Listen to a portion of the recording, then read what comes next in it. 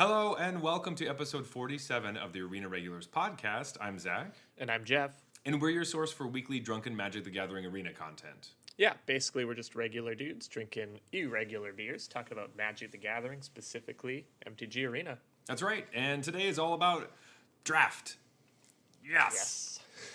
So we're talking Midnight Hunt draft, and once again, I love these episodes. We always do this at the beginning of a new set, so it's good to talk about what we've been doing and what we've been drafting, and maybe how wrong we were about it. Or right, some right things, so... Yeah. Some things we said were right, I guess. That'll be great. But first, each week we both bring a beer, we drink our own, then drink each other's, rate them on a scale of bronze to mythic, and choose the best for last. So with that, Jeff, what's on tap? All right, this week I brought Big and Juicy. It's an IPA out of New Ontario Brewing, 6.5%. And the can, I just kind of like the can. It's like a retro movie sign with a bear who's flexing on it, and then it says Big, Bold, and Beautiful beneath it. Ooh, so. All right. Just caught my eye with that one. What have you got? I have Karma Citra from Great Lakes Brewery. It's an American IPA at 6.6%, and it has a picture of like a hand, kind of like an Indian style, holding like a sunflower that has a hop in the middle of it. I just thought that this would work well this week because Karma is coming around and, reminding us, hey, those things you said about cards, they're probably not right. Yep. Magic news. This is new to me, actually. I didn't know about this till I was talking to you about it. But, hey, so Worlds is not this weekend, but it's next weekend. So stay tuned for next week because we're doing our Final Fantasy. But Excited for that. Wizards is also doing a type of fantasy Worlds thing. Kind of, yeah. Kind of. I guess it's more like pick the winner. You just pick who you think's going to win. And then if you picked correctly, you get rewards in Arena. Yeah, and it's like, I think it's like the better they do, the more stuff you get up to some, ultimate prize of if they win the whole thing, if you were right. Yeah. So basically, actually, what it is that they just want you to obviously be invested in Worlds, which we are, which is great. It's going to be cool. If you don't know, it's the second weekend of October? Second weekend of October. And they're playing Draft and Standard for Midnight Hunt. So really sweet. Finally, we get to have some really competitive draft formats. So that's great we're talking about it this episode. So you can also get you ready for Worlds next week. I'm going to be so confused when they go to sideboarding in the first draft match. They'll be like, oh, wait, what? Wait, oh, what? Yeah. Sideboarding, that's a thing that happens. Forgot about that, for other people. But anyway, so basically, if you go onto the Wizards website, the mothership, they have an article, and you can pick which winner you think, or which player you think is going to win. And no matter what, you get prizes. So there's no reason you shouldn't do this. You will get some rare not rare wild cards. You'll get some rare card. Right. Individual card reward of the rare variety. As well as a really confusing sleeve that says Worlds, whatever, year it is. But like it makes it seem like you were in Worlds if you have those sleeves. Yeah, but you just need to wait long enough and then you can start intimidating people, Yeah, because they won't know. And then if you pick the correct winner, you get a pet that is the trophy of Worlds, which also makes it seem like you won. You won Worlds, yeah. But you didn't. So that's a little strange. I don't know how I feel about that. Well, that's the point. They're trying to make you feel like you're playing in Worlds. That's true. Okay, I could see that. And like you won Worlds because you picked the right person. Sure. Okay. Yeah. I like it. I wish they did more stuff like that if it was more in depth and exciting. But I'm happy with what we have. Obviously, I wish they did more of it earlier for like the entire league weekend. Exactly. Things. But we were doing that and we were having a good time. So we get to have our last hurrah next week. So looking forward to it. I'm actually excited for it. Yeah, I am. But besides that, not a lot of stuff has been going on besides drafting Midnight Hunt. So that's what we're going to just jump into right now. Yeah, everyone's just been playing the new formats. So just like us. Yeah, exactly. Jeff, let's just start with like an overview of like this how we feel about it in general, I guess. Yeah, sure. I think the thing that I've kind of noticed is, for me, this set basically is just, there's so much good removal. Like, I guess normally there's 3 black common removal spells, right? Are there always But 3? There's usually 3, but like you always forget about the last one because it's 6 mana or something. Stare of the Beholder, or whatever that one was called. Or like there's usually one good one okay one, and then one that's super clunky, and you'll play it if you have to, but you know, you're not excited to play it. But it feels like in this set, all 3 of them are good. Like, they're 1, 2, and 3 mana. They're fairly open in what they can kill. Like, you know, one of them could kill everything except flyers, and the other 2 could pretty much kill everything. So it's just like there's and every color has more removal or cheaper removal than they usually have access to. Yeah. So it just feels like there's just so much removal. And so I never want to just play something that was expensive that didn't do anything immediately. When it enters the battlefield, yeah. No, I agree with that. But also at the same time, I feel like I want my, like you were saying, I'm almost more on the side of I want my creatures to be better than, because like everyone has removal. So like having removal is important, but it's like, it's abundant. Like everyone has ways to deal with stuff. So then I want to make sure that the creatures I play are actually going to affect the board or do things and not just be a magnet for something that will just blow them up. Yeah, exactly. I think it makes the removal slightly less valuable than it normally would be because, like, you know, normally Olivia's Midnight Ambush would be one of the better black commons or the best black common in a set. But in this one, I don't take it quite that high. I try to take the really, really good creatures over it because I know I can get one of the 3 good common removal spells at some point. Exactly. And the really efficient or important creatures are not, you won't really get another chance if you pass up on them. Exactly, yeah.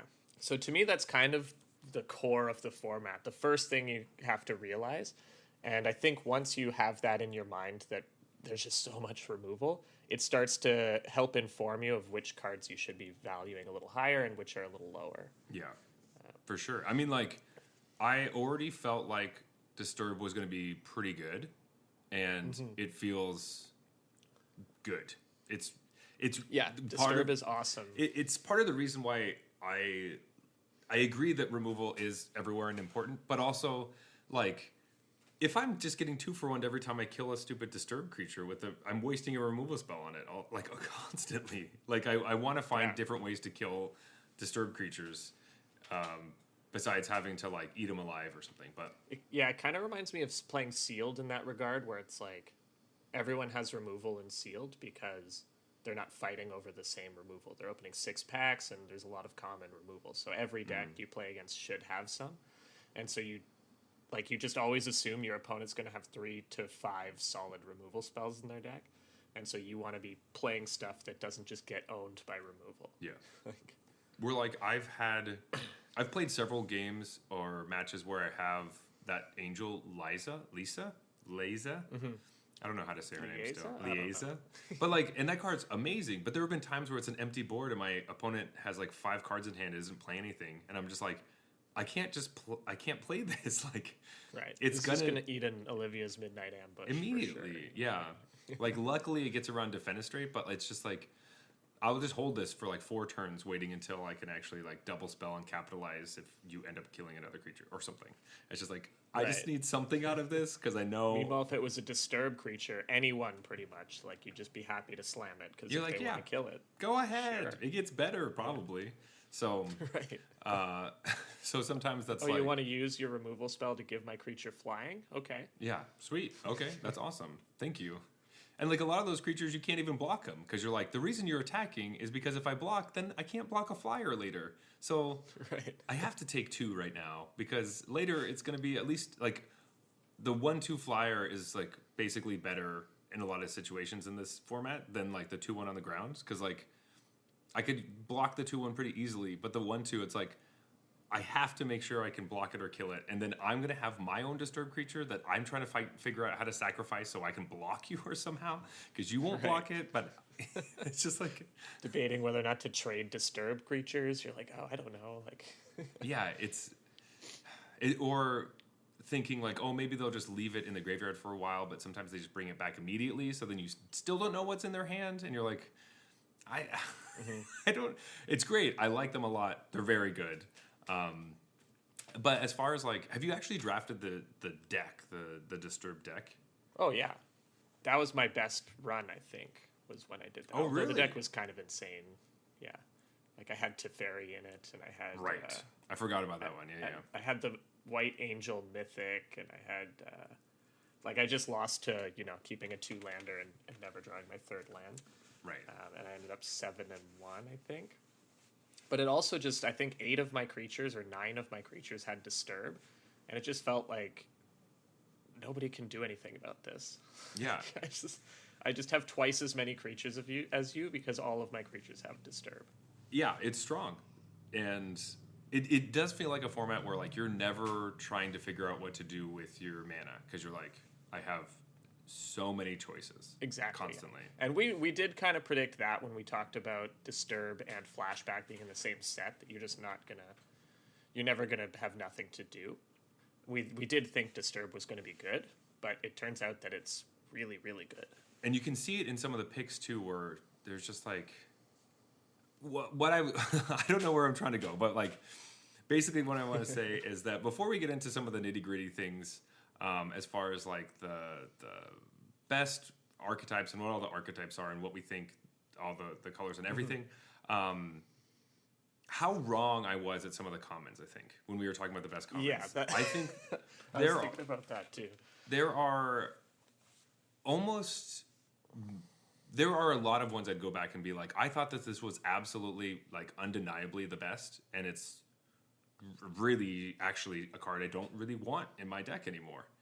And I never thought it was going to flip that much. I thought it would go at least maybe down to 4 or something that's the best. But instead it's like, oh no, the card I thought was the best is actually one I don't even want anywhere near me. Somehow. Yeah. And like I put it in my deck and I lose because I put it in my deck. Like I didn't think that was going to happen. I used to think it was good. Yeah. But and then some of your less sure picks turned out to be like way better picks than you thought. And it's like the ones you were sure about turned out to be awful, and then some of the ones you just kind of threw in as your 3rd bet, it's like, no, that's actually number 1. Yeah, it's really interesting. And one of those things is the Decayed Zombie tokens. They are much better than I thought. Yeah, so I'm kicking myself a bit on that one because I thought they were going to be good because I've just kind of learned over the years that having any body is valuable. But then I second guessed myself because Wizards was rating them really low, right? You would get the 2/2 for 2 that makes an extra 2/2 on ETB. Yeah. Or sorry, a 2/2 flyer for 3 or whatever. Or a counter spell for 3 that makes a 2/2, and you're like, well, that's insane. So they must know something I don't. And so I kind of hedged my bets on the Decayed Zombies. But yeah, I think they just turned out to be, I mean, they're still not as good as a 2/2 token, obviously, but like I think on the balance, you have to think of them as being better or similar to like a 1/1 token. And a lot of these cards would be great if they just made a 1/1. Yeah. Not only that, but I really like the flavor. I knew that the flavor was going to feel nice with the Decayed and all that kind of stuff. But as far as the actual gameplay of how it goes, is they feel like George Romero zombies.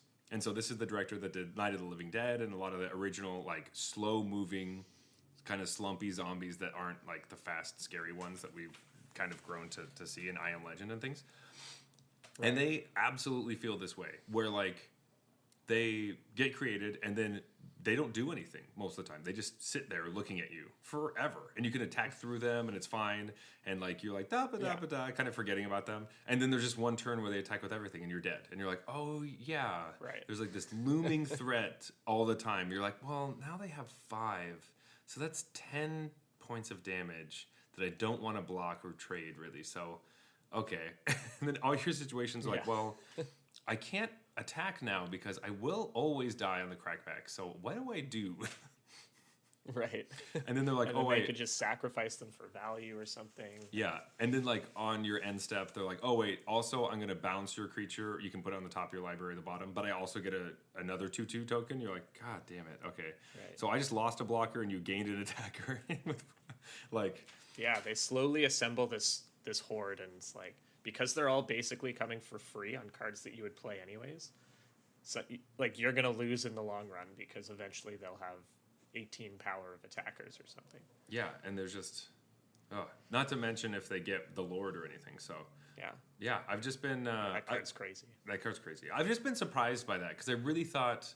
I have two thoughts about this, and I don't know if we're jumping straight into colors right away or what's going on, about how I feel about this. But number one, I like the flavor, and it actually fits well, and it is different than we're used to, like token strategies.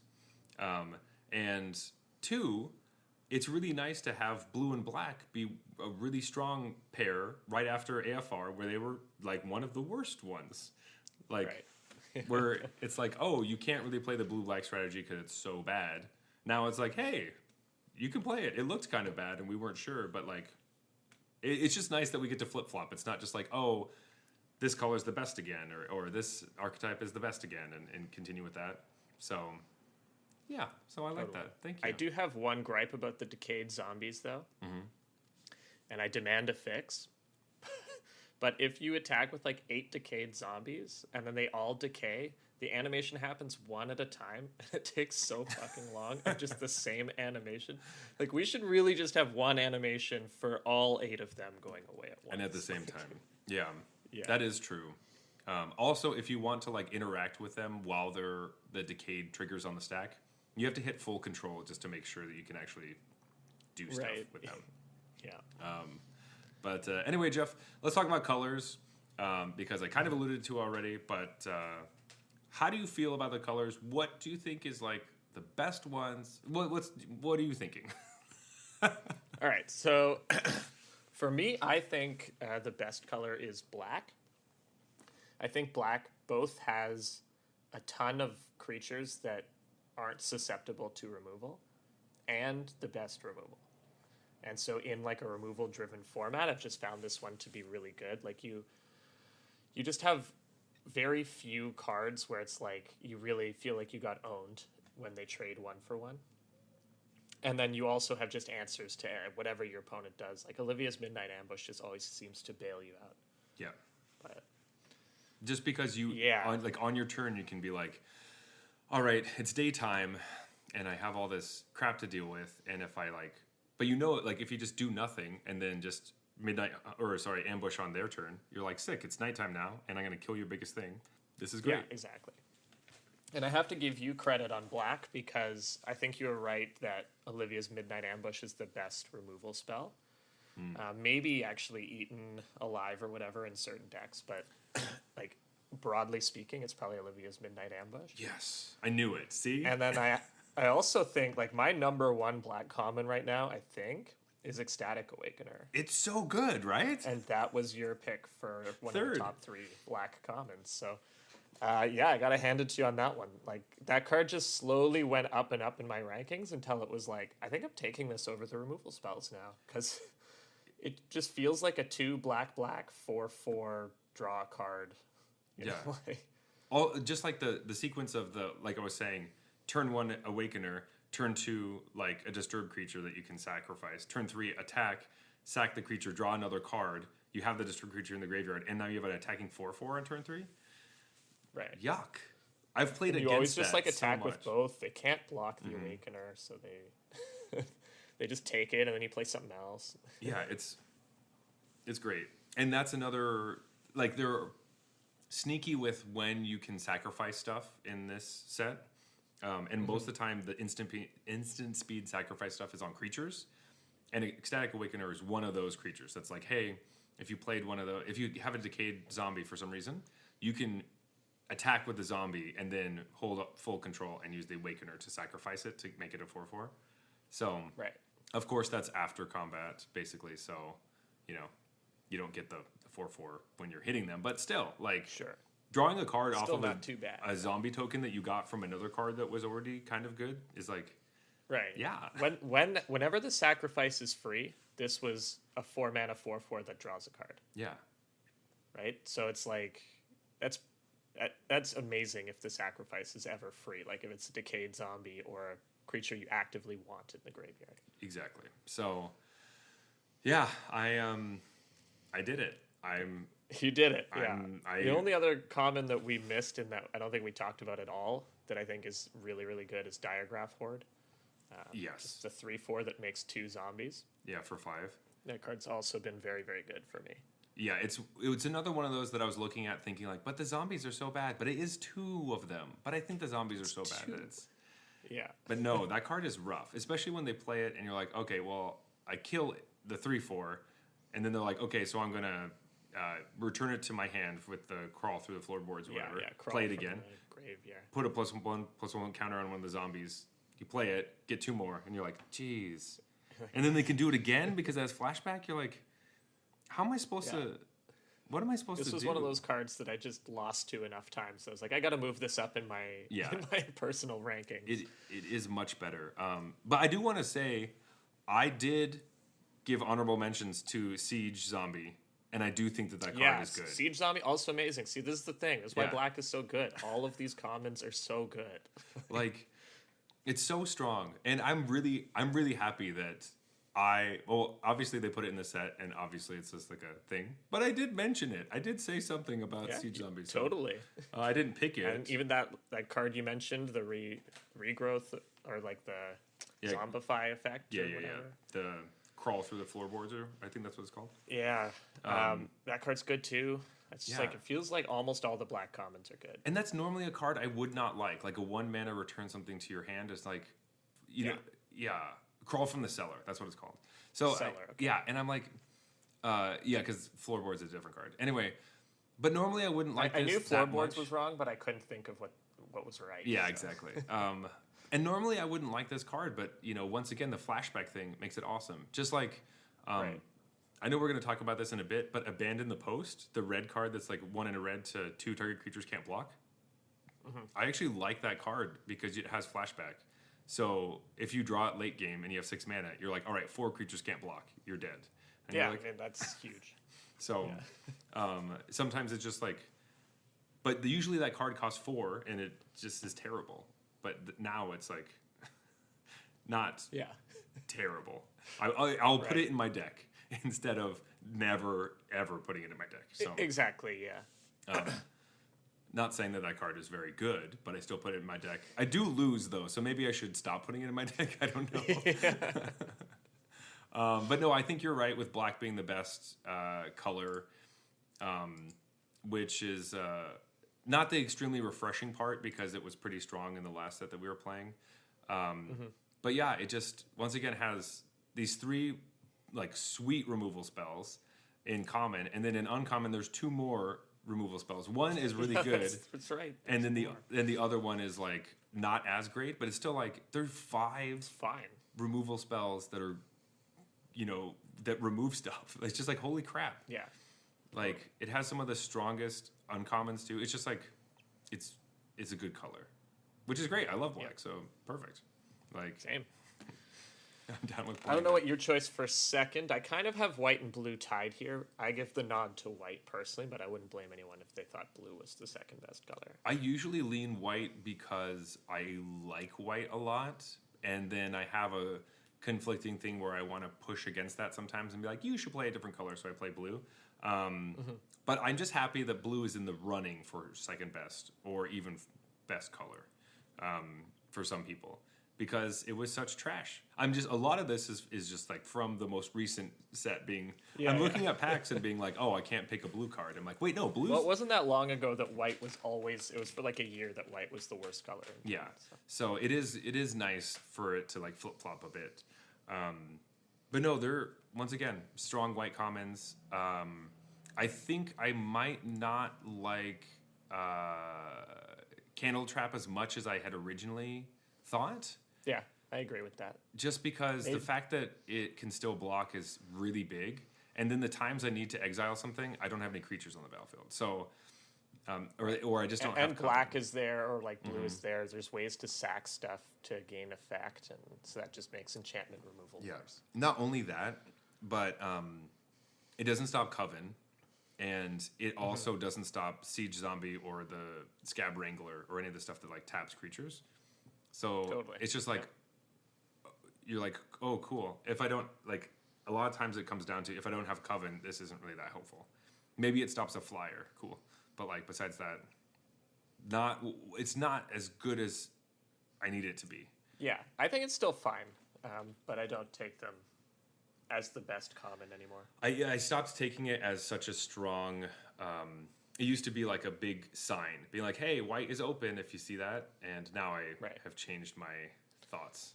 I think overall we did kind of okay here, though. Like I'm still happy with Gavany Silversmith. Yeah, that might be the best white common. And then Search Party Captain has been good, but not as wonderful as I thought it was going to be. It is still helpful. I still like it. I still like it, but I do think the Trapper is going up on my list of cards that I don't want to see my opponent have. And when they play the Trapper is a little better than I thought it was too. I just like, fuck, I have to kill this thing because it's going to stop me, which is really frustrating. Trappers are just good. Like, yeah. I don't know. And especially because this one helps with Coven too. And it doesn't have Defender, so it can attack. Not that Tappers usually have Defender, but it sometimes, the creatures with 0 power just can't attack. Right. Even the stupid, what is it, the blue zombie, the 1 mana 1/3 has Defender, and you kind of wish it could attack sometimes. But there are ways where the Gavany Trapper will get a counter or get pumped by something, and then you're like, damn it. Okay, so you tapped my stuff down last turn, and now you're attacking with it because you got buffed by something? Damn it, this is so annoying. I've even attacked with it to play a turn 3 Search Party Captain. Like, that's something I've done before. Yeah, there you go. So I've just been surprised by some of these. Like, white and blue felt very... Well, let's keep talking about white before I jump into blue, because I don't want to go right into that. But yeah, well, so do you think Gavany Silversmith is like the best white common? Is that what you're thinking? I think I still have it there, yeah. Yeah. I would still put it at number 1. Yeah, I think white is more about, it just has a lot of like decent cards rather than any particular really, really good ones. Yeah. At common, at least. Mm-hmm. No, I agree. But I think I have, like, Gavany Silversmith is one of those cards when your opponent plays it, you're just like, oh, like, that's just so much. It's like power. It really is, and it's always in the exact way you didn't want to see it. It's like, God, right? Of course you're a good opponent. You're always like, that was so annoying. Yeah, why did you do that? Oh man, yeah. And Thraben Exorcism is still pretty unplayable, though it will still still garbage. Still get me every time though when somebody plays it. I'm like, son of a bitch, like. You just exiled my disturbed creature. That's so annoying. Yeah. What the hell? Just have like a bomb spirit. Yeah. Just end step Thraben Exorcism. God, what? For blue though, I think I don't like Locked in the Cemetery anymore. No, I almost never take it. I hate it now. That's fair. That's how I feel. I hate it. Because I've played games where I was like playing blue black and it wasn't really zombie stuff and I wasn't doing a whole lot, but I was like, dang, I have so much removal, and then my hand is just like 3 Locked in the Cemeteries, and I'm like, okay, I know. I have to discard a card. I'm like, I guess I'll just discard one of these because I'm not using them because they suck. They suck, and then like I'm still controlling the board and I could play them later, but it's just like these are. The amount of times where I'm trying to figure out, I have to like play a card first just so I can make sure that I tap their creature. It's just, I don't like it. I don't like it anymore. Sorry. This just always ends up, because there's so much good removal in this set, this always ends up being like your worst removal spell. Yeah. Like no matter which color you paired with.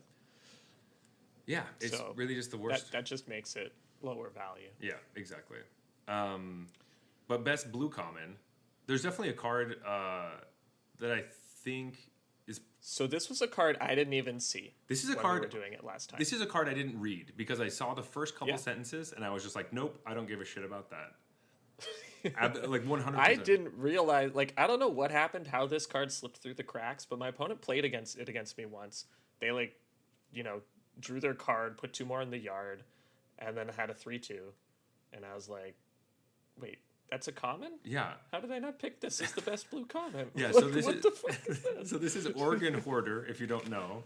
It's the 3 and a blue for the 3/2. But the thing is, it doesn't say draw a card on it. So that's why I didn't care.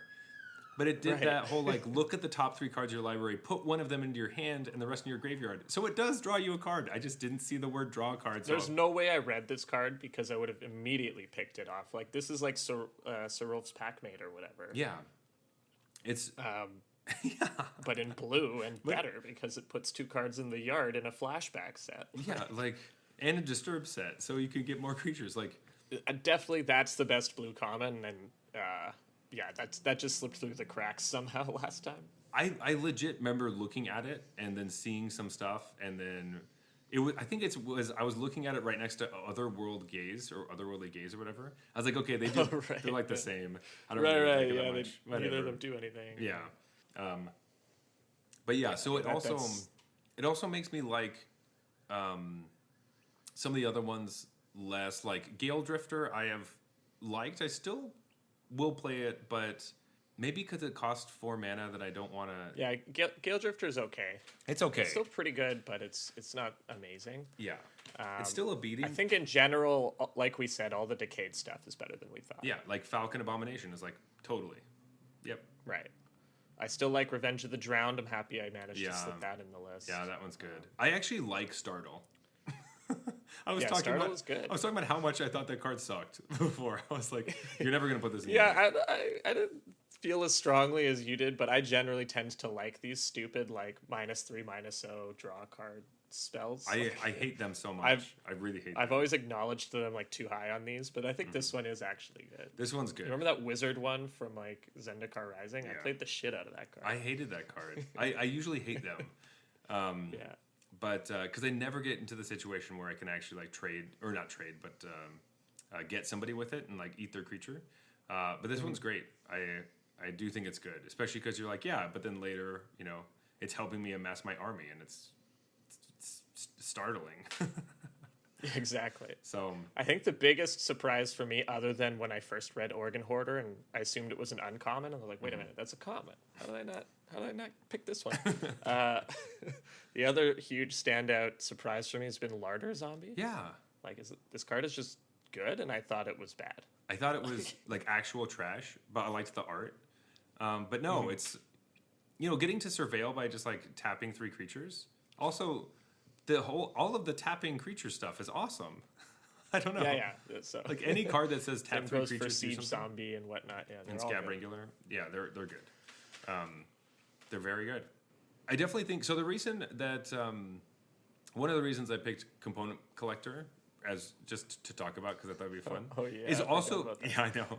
Yeah, I don't want to get too much into it, but I did think the werewolves were going to be stronger, and Right. they're not as strong as I was hoping they would be. And Yeah, our astute listeners might have noticed that we've ranked the 3 best colors as the Esper Shard yeah, in the Gruul set. Yeah. But- no, just the werewolf set, but it's Yeah. So black. That's what you're right. It's not the Gruul set. After Black has a werewolf, so it makes sense. True. At common. But anyway, it's bummer about the werewolves, man. I was just thinking that they were going to be more of a problem, so that I thought maybe it'd be helpful, but they're really not. And They put in too many backstops against that being like they were, I think, worried about werewolves running away with limited or something, so they put a lot of this cheap, efficient removal in, and it ends up meaning that the werewolves. Because if you think about this cheap removal, imagine I play a werewolf and then I pass the turn to transform it, and then you're just like, okay, Olivia's Midnight Ambush and play another creature. It's like I am so far behind now because I like took the turn off to transform my guy into something huge, and then you just killed it so easily that it feels like I can't possibly come back. And so that's how been my experience with it's like, oh yeah, you pass the turn. All right, I'm gonna bounce that back to your hand, make a 2/2, untap, play this thing, make 2 more 2/2s, and you're just like, oh okay, so recast my werewolf, your go. yeah, It's like I can't win. it's also like so that artifact, the Silver Bolt. that just like kills werewolves. Yeah, again, another thing that's like, this just doesn't need to be here. Why are you guys making werewolves so bad? I mean, like, I like the flavor, right? Of course, you know, werewolves died at like the silver bullet or whatever, and so this is like a crossbow that has silver bolts. But like, it's a card that is cheap to play, and you know, 4 mana kill a werewolf is, you know, that's better than the red card that kills werewolf, right? So it's like, oh, awesome! I can play this in any deck. Also, the thing about it is that it doesn't care if it's day or night. All the werewolves say human werewolf on them on the front face. Yeah, so you can even kill the front side. Yeah, I got owned by that once. And I was like, what? Come on. I know. I don't even have to transform it for you to get that. I was like, I purposely made sure that I didn't turn it into the werewolf side, thinking that I wouldn't die from that. But nope, you're just fucked. So I don't know how that works with the lore. Like, if I shoot a silver bullet at a human and... Is that like a test to see if they're a werewolf? I mean, like... No, he's just going to the hospital, but he's not dead. Yeah, I guess, I don't know. If you shoot somebody with a silver bullet, don't they just die? Like normally? So... I guess there you go. It just doesn't matter. I guess you can't kill... You can kill just about any human. Is there a human in the set that you cannot kill? Yes. Candlelit Cavalry is a human knight. You cannot kill Candlelit Cavalry. Okay. So it's flawed. It's offensive. Anyway, but yeah, there's a lot of like weird werewolf hosing stuff, which is interesting. Also, I wonder if it is also part of like the story or the lore that like the werewolves are going to get owned at some point. Maybe, yeah. Maybe this is like, you know, you shouldn't be surprised by this. Werewolves have been getting owned for months. Yeah, exactly. I'm wondering about that a little bit. Also, I know that... So, this is in the lore a little bit. I don't want to jump too... I don't know much. I haven't read anything because we're going to do our lore episode, so I want to wait. But, so Tovalar is some new werewolf that's, like, mean, and Arlen's, like, fighting against him. But I was thinking, you know, they're still trying to tell us who the groom for the wedding is. Maybe the groom is actually another bride, and Olivia Voldaren is actually marrying Arlen Cord, and they're becoming a super werewolf vampire family to go kill the werewolves. That'd be pretty sweet. I'm going to slap a low percentage on it, but I'd like to see it. It'd be cool. Yeah. You know, she's probably just going to marry Teferi. That's what's going to happen. It's obviously Teferi. Duh. It's always Teferi. It's always been Teferi. Because he's so good at slowing the sunset. Yeah, maybe that's it. Yeah, anyway, so... I don't know, like, green I have here at 4th best. I don't have a ton to say, and I think I don't think my opinions changed that much from when we talked about it. I still have Shadow Beast Sighting as number 1, and Duel for Dominance as number 2, and those could be flip-flopped. And then number 3, there's a lot of different options of mediocre stuff. And I still like Eccentric Farmer. Yeah, I think Eccentric Farmer is kind of like the Organ Hoarder of green. Right. So yeah, and it's cheaper, and so you can play them together. So I actually think it's quite strong. I have also liked Tireless Hauler as well, but in a kind of mediocre way. So I don't know. Green is not my favorite. I think I prefer red over green, honestly. I know that you kind of ranked red last, but most of the time I'd rather be in red than green. Okay, I have red last by like a mile. Yeah, the red cards are all so bad. Yeah, I don't know. I just want it to work so much that I get into red often. And I've done all right. Like, I haven't had abysmal red decks. I just haven't had great red decks. Right. And I feel like if I've tried to do some other things, it have been pretty rough. Like, my most success was probably, like, some Coven decks I played. Or, like, I don't know, I had a sealed pool that was, like, Abzan. And that went pretty well. But I do find myself, maybe it's because I still think that Moonrager Slash is so good, and I see a lot of them, so I keep going into red because of this card. Yeah, you got to pull that down a bit, I think. Yeah, it's got to go below other colors, probably. Just remember, removal is not as good as it usually is, because removal that doesn't exile, at least, because... It's true, yeah, because they get to keep doing that stuff. I do think one point is that I think Immolation is actually pretty bad. I'm not a big fan of it. Yeah, so let's move on to red, which, as mentioned, like, I have it as the worst color by a lot. And that was the first thing I was going to say about our common choices, that, like, Immolation is bad. It's bad. And the biggest thing is because it's an enchantment and you have to play it at sorcery speed, really, really fucks things up if you're having to deal with a night and day thing. Yeah. Yeah, it just gets really... there's always a time where I'm like, man, I really want to kill this thing, but I need it to be night, I need it to be night to do something else that I'm trying to do. And my removal spell has to be played on my turn, so I can't make it night when I want it to. And it's just... Totally, yeah. Gets in the way. Yeah, and like Moonrager's Slash is good, but I just don't think it's as good as I thought it was. No. And then when I'm looking at all these other cards, it's like none of these are good. Yeah, because it's like... Like, these cards are just so much lower power than the other colors. And the big thing that frustrates me is none of these cards are good against removal. Like, maybe in the right deck, Ardent Elementalist is good against removal because it picks up a spell from your graveyard. Mm-hmm. But, like, other than that, all of these just trade 1-for-1 with removal, or worse, because they ask you to invest extra mana in, like, an activated ability or something. Yeah. That's funny. I was literally going to talk about Voldaren Stinger. Yeah. Which is a card that pisses me off because it's always the card that like I hate playing against, but when I have it, it's terrible. I just think it's bad. Yeah, it's like that classic thing.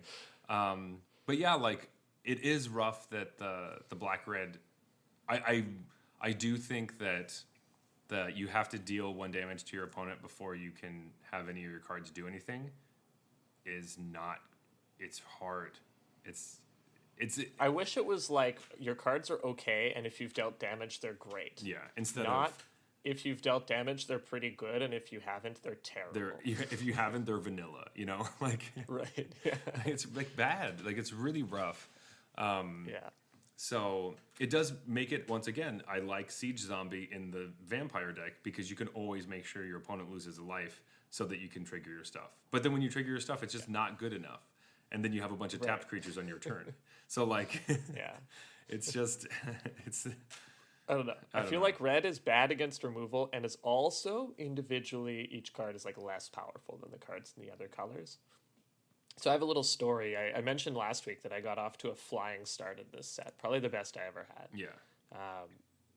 Like I had to start from absolute bottom tier bronze, and I moved up to platinum with like almost 80% win rate, I think. Mm-hmm.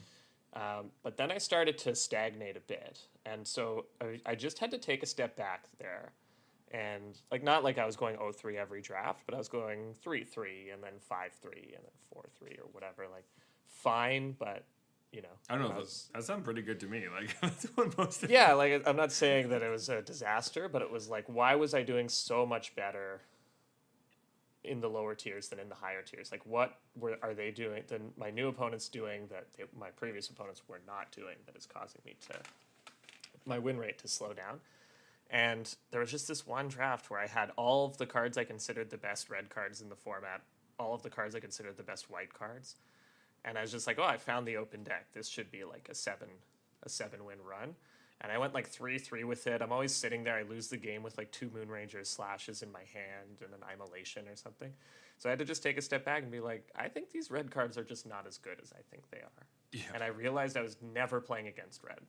Like once I hit the Platinum Diamond range, I was just none of my opponents were ever playing red.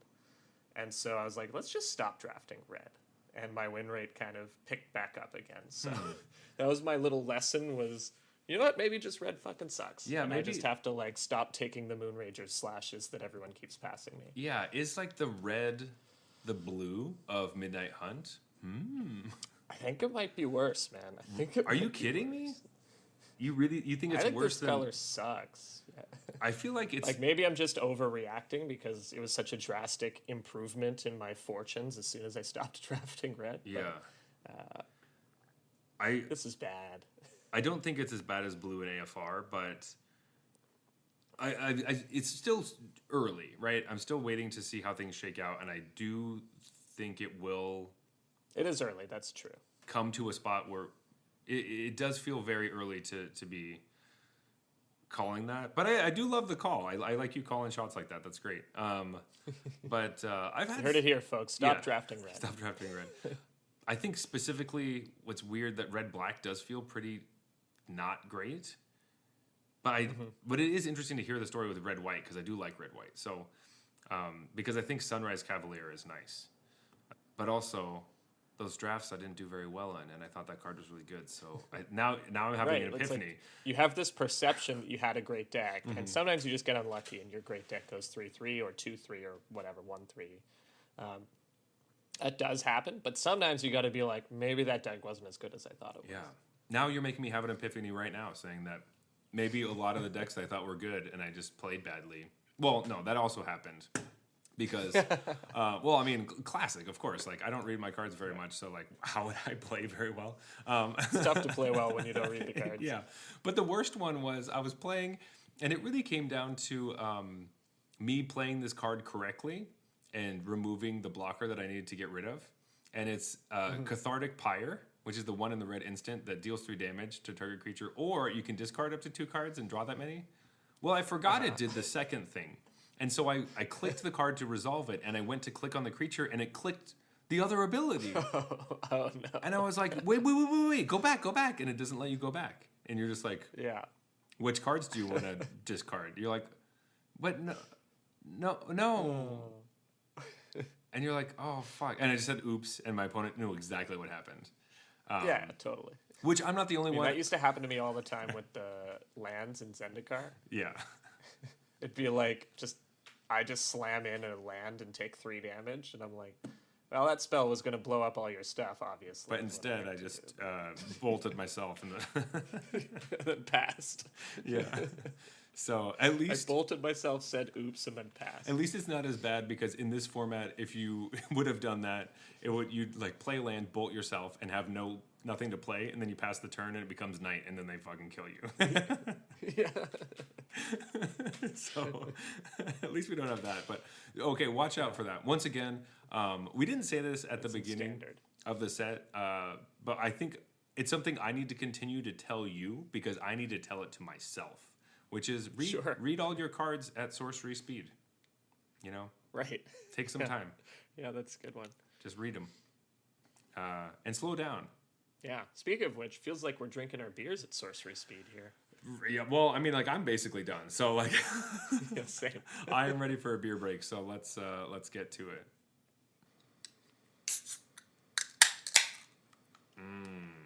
Big and juicy. Oh yeah, I like the bear on this can.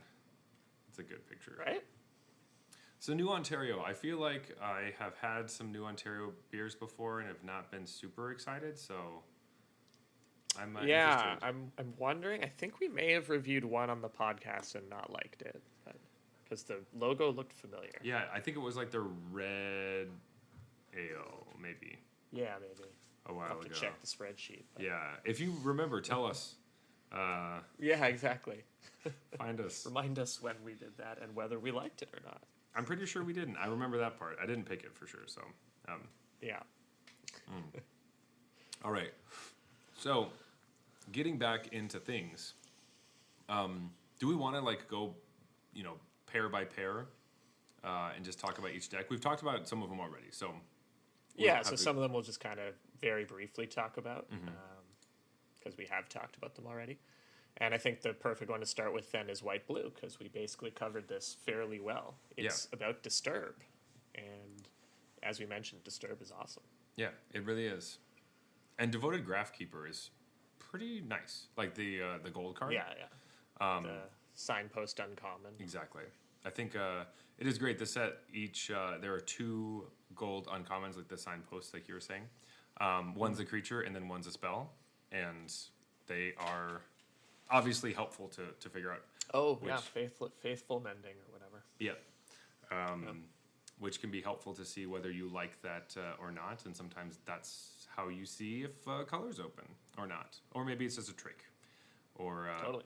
Yeah, or maybe you like first pick it stupidly, and then the deck doesn't come together.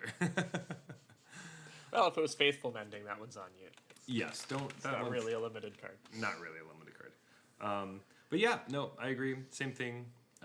Disturb is great. Playing your creatures twice is always strong. So, like, I don't know, do that. Yeah, so when you're playing this deck, you just want to really prioritize Disturb creatures. You want to basically, like I was saying earlier, when you cast all your creatures twice, you have a decided advantage over your opponent. This is my pick for the best deck in the format, actually. I think it comes together easily enough. It's still maybe a little harder for this to come together than some of the other decks we'll talk about, because you need to, like, disturb cards are high picks and you want a lot of them. But I still think it comes together often enough, and when it does, it's just super powerful. So this is my favorite deck in the format. I think it's the best. But yeah. There's strong contention with the next deck we're going to talk about, I guess. Yeah, and so the next deck is the blue-black zombie horde deck. You may have seen this often playing because everyone's playing it, or playing a version of it, or trying to. Yeah. Or pushing That was it. another part of my win rate revelation there. It was like, why am I playing against blue-black every other game? I'm sitting there with Moonrager Slash in my hand being like, this card sucks. Yeah. And you know why? It's because LSV is telling everyone to play it. Yeah, so I didn't know that part, but I was just like, well, clearly people have decided that blue-black is the best deck, so... Yeah. If you didn't know... Just play against it all the time. Yeah, if you didn't know, when professional Magic players have podcasts and they talk about things that you should do, people do it, you know? So See, that's smarter than what I do, where I'm like, no, I know better. You're an idiot. No, that's dumb. You shouldn't do that. Yeah. And then I just lose to whatever they said I should do. Exactly. But yeah, so it's one of those things where obviously you have a podcast. We have a podcast, right? We're talking to you, and you want to say things and give people information. But like in that case, their audience is so huge that everyone will do exactly the same thing, and then it will eventually get to a point where every person is pushing and like cutting blue-black because that's what they're trying to play, because they're forcing it, because that's what they were told to do. And then of course, draft like balances itself out and self-correcting, all that kind of stuff. So it will eventually come to a place where maybe it's not as prominent. But we will kind of have to wait and see on that one. But it's similar to like any article or podcast talking about how budget cards are, right?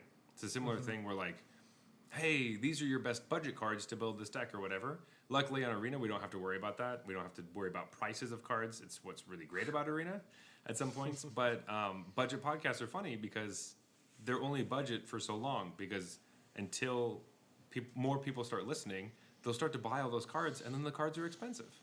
And they're not budget anymore. And that's just how that goes. And it's like the stock market effect, right? Yeah. If you get in the middle, then it's no longer a good deal. Yeah, you're like, oh, sweet. They told me it was going to be really good, but it still cost like $4 for this card. But when they told you to buy it, it was 25 cents. So right, exactly. Yeah. It's and I think that's kind of what's going to happen. Like, because of the saturation of it right now, people are going to stop taking cards that are bad against blue-black quite as highly. Start taking cards that, and the blue-black cards are going to be more hotly contested.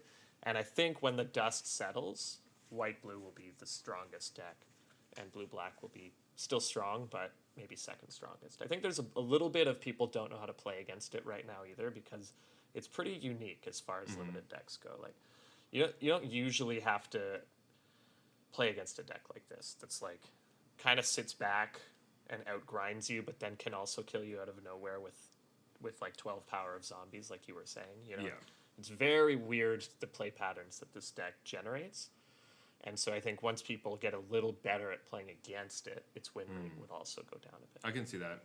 Is it like, it's interesting because this deck has obviously really strong removal because of black, but like white blue has like not great removal really.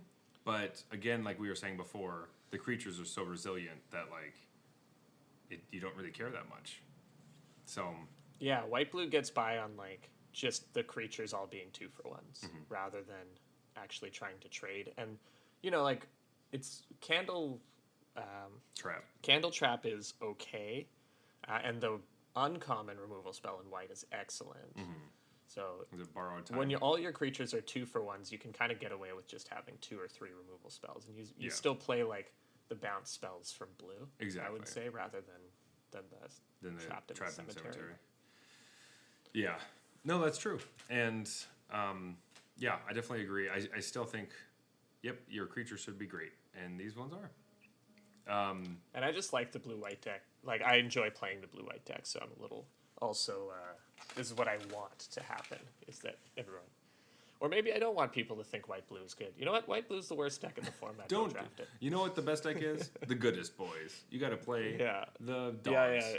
Play the dogs. Red green werewolves. Yeah. Red green doggos. But I mean, let's just jump to that right now. Like the green red werewolf deck is not awesome. Like I feel like I had all the good. I had multiple copies of the uncommon cards, and they were just not getting anywhere. Like I had two of the lords, the Kessig naturalists, and then a couple of the like unnatural moonrises, which really that card you need one of, if at all. But I just felt like, oh, how can this not go well? I have all the pieces that like this one puts counters on stuff and makes everybody have trample, and this one gives everything haste, and this, all these things. And I was like, this has to be the deck. And I still go 3-3. I'm like, okay, well, yeah, it's either the deck isn't good, or I think it's a combination of I don't play the best, obviously. I'm not a professional. And also, the same thing we were talking about prioritizing. Deck's not that good. Exactly. I just find like I only really lose to red-green when they have the absolute nut draw. Like sometimes they just have the draw.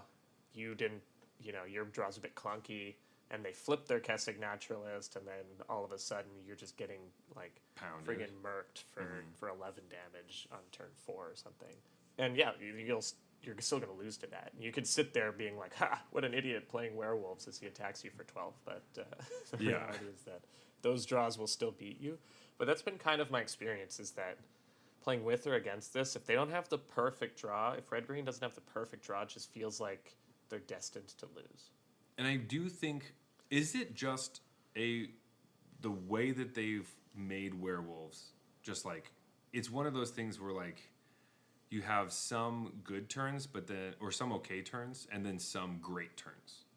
But like you can't. It's harder to build up onto it because you don't have control over your creatures and how strong they are, and like. Well, exactly. So if you try to control it, you have to pass the turn, which is not what you want to be doing in an aggro deck. And you just get punished so hard for doing that in this format because there's so many cheap ways to kill your stuff. It's like passing the turn just turns on your opponent's Olivia's Midnight Ambush.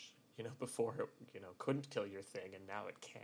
Yeah, which is like, why are you punishing me for passing the turn to flip my werewolves in an aggro deck? Like that should be something that is an interesting decision. But it's also weird because it's not super aggro, because the only like flipping werewolf that's 2 mana is the naturalist, the uncommon, right?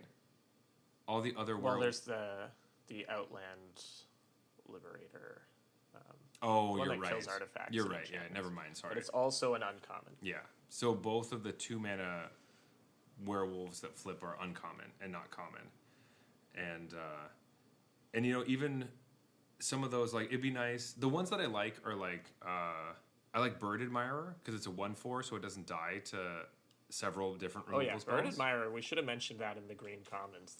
That should have been an honorable mention or something, because that was way better than I thought. It's a lot better than I thought, and I think that the one you picked, the 3/2, the red one, that's a 3/2 that with trample that flips, is actually not as good because it has 2 toughness, and there are a ton of stuff that kills things with 2 toughness.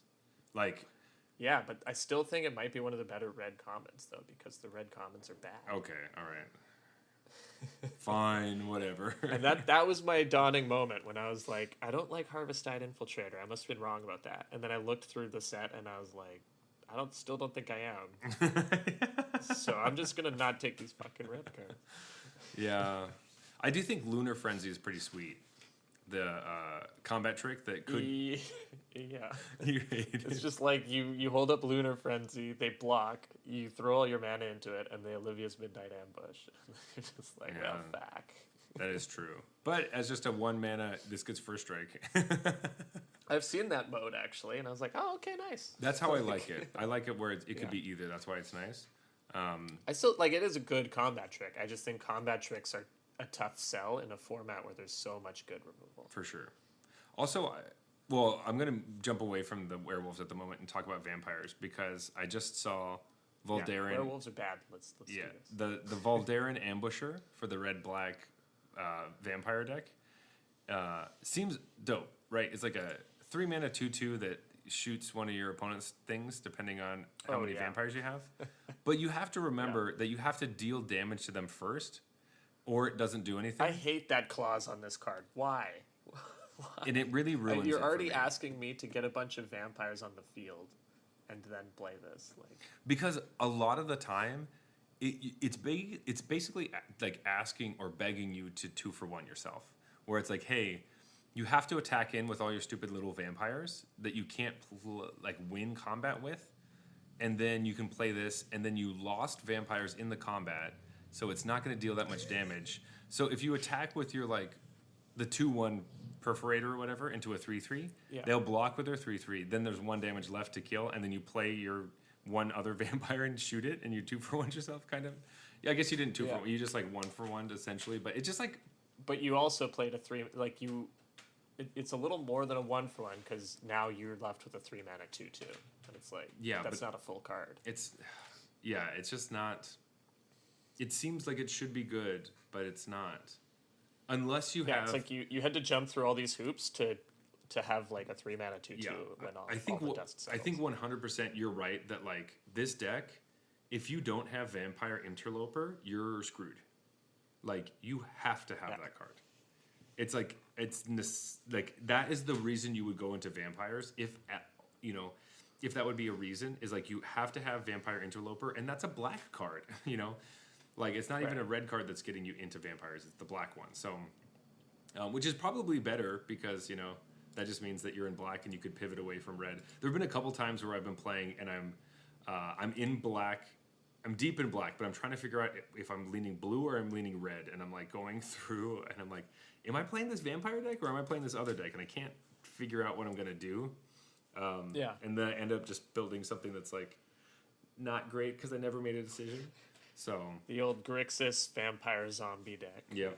Classic deck. Yeah, we talked about black-red a little bit, right? Where it's the cards are so bad if you don't deal damage, and then your opponent plays a friggin' Bird Admirer, and you're like, well... Yeah, I can't even attack. There goes the game. Yeah, because literally the one card I was talking about just crumbles to the Bird Admirer, which is so weird. What is it? Because the Bird Admirer gets up super early and watches the Vampire Interloper do stuff, and is like, hey, look, there's a vampire up there. Hi, vampire. Yeah. I don't know. But again, sometimes you play against the black-red deck, and you're like, well, that was insane. I never had a chance in that game. Yeah. Because they just... Which is the reason... those are the things where you're like, man, I just got beat down so hard by this deck, I want to play it. And then you try to draft it. Yeah. It doesn't come together. It never comes together. Oh, man. I guess I'm staying away from black-red, but other people seem to like it because I actually play against it fairly often. I think I play against it fairly often as well. That's why I still feel like red isn't the worst, but I can't remember if I beat them or I lose to them. I never think about that, afterwards. So it's important. Hey, take some time, evaluate some of your decisions. Jeff had a really good example, obviously, going through the ranks and then at a moment stepping back and being like, hey, maybe I should rethink some things because what I was thinking is wrong. And it's okay. Hey, we did that right now, right? This is our episode to talk about how we were wrong 2 weeks ago when we were talking about cards. So exactly, yeah. It's we are talking about draft, but most of it is us talking about whether we were right or wrong about what we initially thought, which is, it's good to reevaluate the things that you think. It's like the fucking scientific method or whatever, Definitely, yeah. test things that you thought you knew as truth, and then maybe they aren't. I don't know. Try it out. Yeah, if you keep losing, Yeah. If you keep losing to Larder Zombie, maybe you just admit that the card isn't terrible. Maybe it's better than you thought. Come on. Yeah.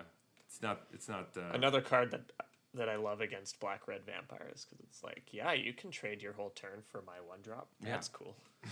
Go for it. But moving on, I like this deck a lot. This is the green-white Coven +1/+1 counter deck thing. Yes. Again, speaking of being wrong. Yeah, Coven's a lot better than we thought. I really was apprehensive about this too. I didn't know whether I thought it was going to be good or bad, but I thought it wasn't going to be interesting, and it's more interesting than I thought it was. Yeah. I mean, I've probably drafted, I don't know, 5 or 6 times. Not a ton. No, probably more than that. It's probably closer to 10. I've drafted like 10 times and done like 2 or 3 sealeds. And I think of all those times, there has been exactly one moment where I was trying to get Coven and my opponent killed something in response and I didn't get Coven. Every other time. Yeah, it just doesn't happen all that often, actually. Like, the thing we were worried about a lot was that you would get screwed over by your opponent's removal and those kinds of things. But no, like, it really just stops your attacks. You're like, okay, that sucked, but, like, I didn't lose the game because of it. And then you just, like, go on. Totally. But yeah, no, I think Coven is just better than I thought. And it's not just, I think what you were saying is right. It's not just better, but it's just, like, it's more fun than I thought it was going to be. Yeah, fun's a good word for it. Like, I've actually played green-white the most, I think. And I've definitely won the most with it because I've played it a lot. Because I just kept seeming early on. I just kept getting past these Coven cards, and then I picked up pretty early that, hey, Coven's not so bad. Yeah, and then I started playing it. Yeah, so play that deck. Yeah, I think Celeste, like green white, is maybe not one of the top decks, but it's probably like the 4th or 5th best deck. You know, it's like upper middle tier or whatever. Yeah, it's definitely a deck that I would. I've played it several times, so I don't want to get into it when I start the draft, but like, if I start to play it, I'm like, it'll be good if I do it, right?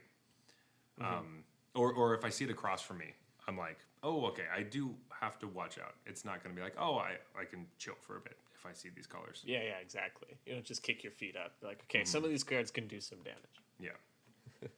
And again, Bird Admirer coming in big here, just as a 3-drop with 1 power. I just love that. That card's good. I do like it. Yeah, and I like the 3/1 that with Coven more than I thought I was going to as well. Because a lot of the time it just gets unblockable. Yeah. For the 2-mana 3/1 you're talking about, and green? Yeah. I think it's like a totally serviceable 2-drop in this deck. Yeah. I was about to say that it can't be blocked by the zombie tokens, but nothing can block that. I mean, you wouldn't be wrong. Yeah, I am right. Yeah. Though, so going into the enemy colored decks, so there's the white-black sacrifice deck, which I don't think I've really successfully built, but it's the one I want to play the most. Yeah, but I think a lot of people feel that way. It's been very hard to get into this deck. Maybe it relies on some key uncommons like Flesh Taker. Flesh Taker. The most horrifying card of the set. I know, so creepy. I was Holy just shit. going to say, like, the super creepy one. Yeah, it's already winning, like, best art of the set, I think, because it's fucking scary as hell. I think I drafted it once, and it was very strong, but I lose to this deck all the time. Yeah, like, it's this deck and a bunch of, like, because Siege Zombie also goes in this deck because there's a bunch of, like, creatures that you can tap, and then whenever you decide you don't need them anymore, you're just going to sack them to your Flesh Taker to attack and do different things. Also, Totally. if you happen to have, like, Rite of Oblivion is also just, like, a really great removal spell that's the, uncommon gold card for this deck, which just adds, like, hey, black, white, did you need more removal spells? Here's some more. They're exile stuff. And if you're bonkers, you get, like, the Mythic Angel that goes in this deck, and you're just like, hey, not only am I going to sacrifice all my stuff, but it's going to go back to my hand to get all the ETBs again. Yeah. I mean, this deck has just been really strong. It's funny because a lot of the time my opponent plays Flesh Taker, and then I'm like, every turn for the rest of the game, I'm like, please tap out, please tap out, please tap out. And then they finally do. I'm like, kill Flesh Taker. Like, fuck that card. Get that thing off the battlefield. I can't do anything when that thing's there. It's so good. So whenever I see these wheeling, I'm like, no! I should have been in that deck. And I'm like deep into something else. I'm like, come on. Oh, what a bummer. I've literally had a game where it was night, and I had Olivia's Midnight Ambush, and I'm like, I don't know if this will kill the Flesh Taker, because they have enough mana, and they have a ton of zombies. I don't know if it's worth it for me to, like, trade this for 5 zombies or whatever. I actually have no idea. Yeah. Like, I'm outraged that this will not kill the Flesh Taker. I do want to say this deck is the first deck I ever drafted on my phone. Completely on my phone. Oh, that's fun. This is the first set I actually drafted and played an entire draft on my phone. What'd you think? It was actually not as horrible as I thought. I thought it was going to be really brutal, but it was nice. There were some features where, like, if you ever draft on your phone and you're in your, I don't know, in the actual draft pod and you're looking at your deck, you can just click on the card you want to be in your sideboard, and that's where it goes, instead of having to drag it over all the time. Yeah. It's quite nice. I would recommend it. It was, if you have, stable Wi-Fi. It was much better than I thought. Right. I've been avoiding that for a while. Yeah, I think I would want to make sure I know most of the cards by sight. Mm-hmm. Yeah, I definitely wouldn't want to do the first draft on my phone, but right. Yeah, if you have to read every card, it's a little tough to do on your phone. But yeah, I've drafted a couple of times on my phone and was pleasantly surprised by the experience. Like a couple of annoying things or whatever, but mostly just felt like drafting. Yep. And so if you are currently worried or thinking about that and be like, I just don't do that, it's actually not so bad. So maybe try it with some gold so you don't feel as bad if the draft doesn't go super well. Right. Yeah. But moving on into the next deck, you had a really successful draft. Yes, with this so that archetype. was the second last time I drafted red. That was right before the red white deck that got me off red. Forever. Oh god. But yeah, I drafted a blue red Spellslinger deck, and it was just an experiment. So what happened is the first 3 or 4 picks, I got the payoffs. So I got Skrillex, the dragon. Then I got the werewolf, the spell painter, flame werewolf, painter, rune painter. Flame painter is from Strixhaven, right? Let me see. Yes.